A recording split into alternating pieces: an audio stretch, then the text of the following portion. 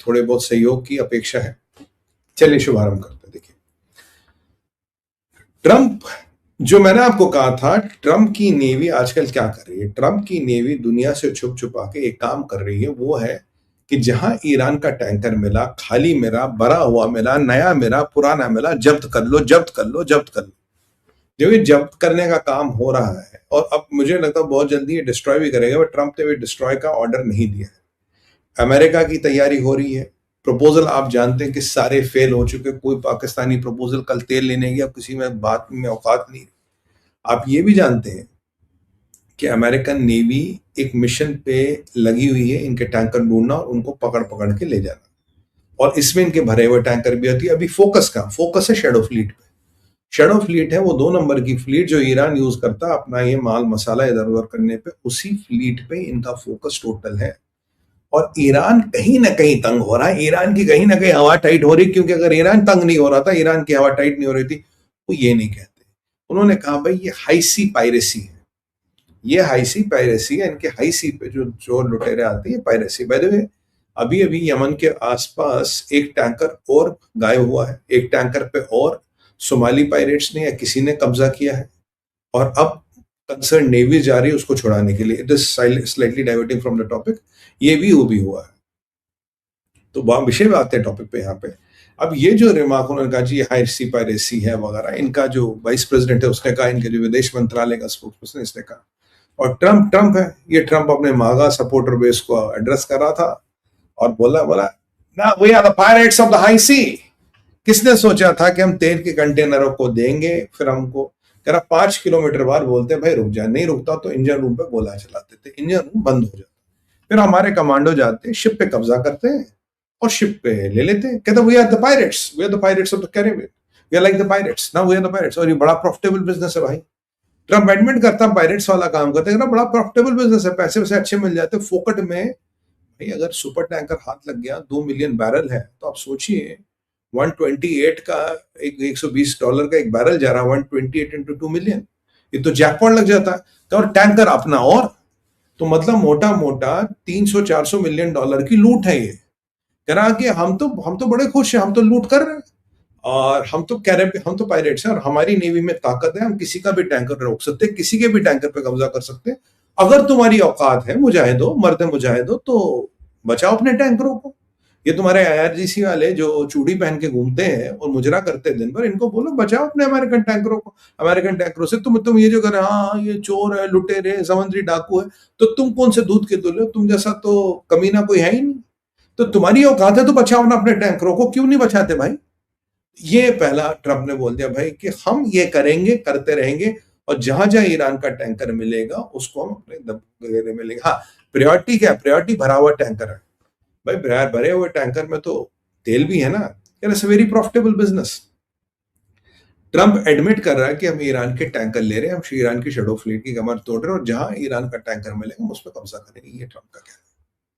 तो जो ईरान ने सोचा कि मैं इस पे एक वो ना what do you call, I put allegation on him, he made a ornament out of allegation and wore on his face कि हाँ हम पायरेट्स हैं, हम चोर हैं, हम करते हैं, बड़ा अच्छा बिजनेस है साहब, बहुत अच्छा काम है, ये तो बहुत प्रॉफिटेबल काम, बिना हिलाए, और दुश्मन की कमर टूट रही है। पर ट्रंप ने ये नहीं कहा कि जो पाकिस्तान से 6 रूट गए उसको लेके क्या। पूरा अमेरिका पाकिस्तान के 6 रूटों को लेके छुप है, पर उन 6 रूटों को लेके कुछ हो रहा है, मैं आपको बोलने वाला हूँ। Something which is happening around that. उस पर ये अनऑफिशियली भी हो रहा है, ये अनऑफिशियली हो रहा है, मैं आपको उस पर जरा आएंगे। उन 6 रूटों को लेकर अनऑफिशियली क्या हो रहा है उस पर जरा आएंगे। तो कह रहा भाई यहाँ तो हमारा तो काम हो गया, पर पाकिस्तान की इस कमीनापंती पे ट्रंप कुछ नहीं बोल रहा। कल उस रिपोर्टर से पूछ रहा तू पाकिस्तानी? उससे कहा आई एम अमेरिकन। तो उन्हें लगा वो रिपोर्टर ऐसे सवाल में जरूर पाकिस्तानी बोला, नहीं सर मैं अमेरिकन हूँ, जो तुम्हारे मित्रों ने 6 रूट खोल दिए ईरान के लिए, इसको क्या बोल रहे हो?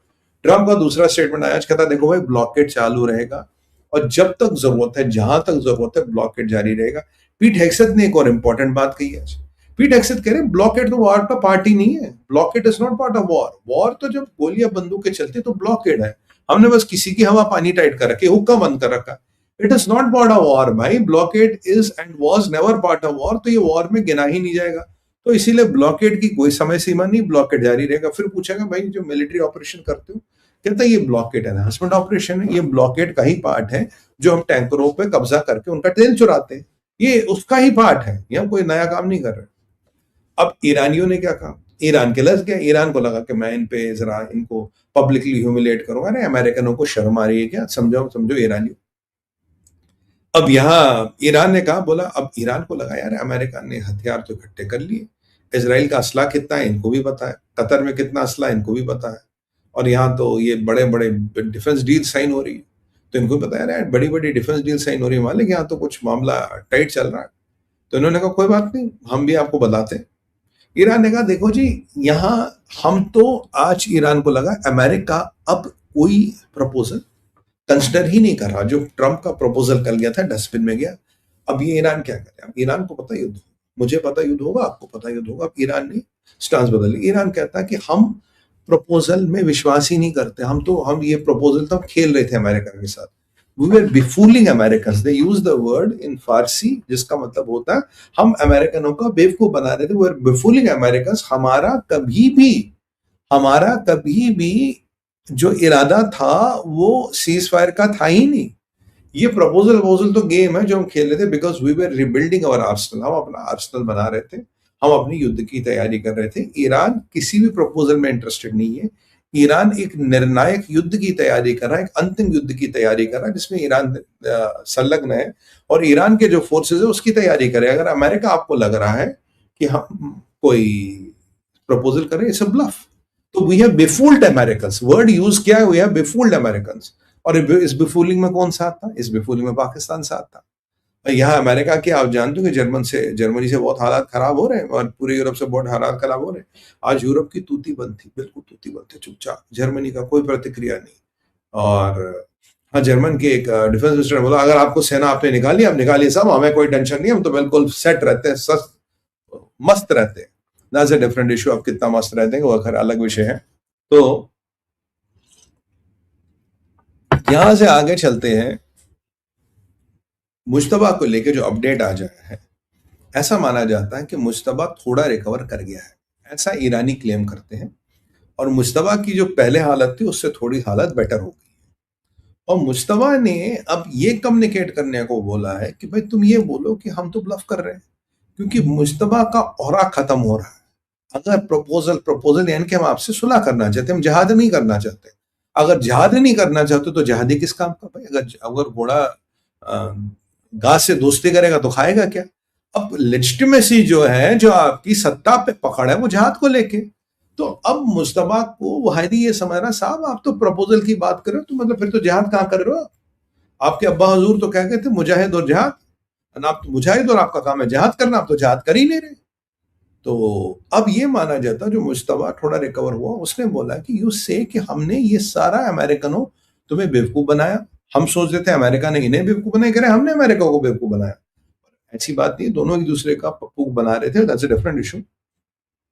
कह रहे हमने ट्रम्प का बेवकूफ बनाया, we are not interested in any proposal. तो अगर कोई भी आपको प्रपोजल की कोई स्टोरी सुना रहा सर, वो सारे मसले खत्म हो गए। Mojtaba is getting little bit back to life, जो उसकी वेजिटेटिव स्टेट थी, and he is saying we have no proposal to offer to Americans. और यूरेनियम की 1 ग्राम के लिए, वैसे वो लिक्विड फॉर्म में होता है, उसे नहीं पता होगा, वो गैस फॉर्म में होता है, यूरेनियम के 1 ग्राम के लिए 1000 ईरानी मरने को तैयार है। For 1 gram of uranium, enriched uranium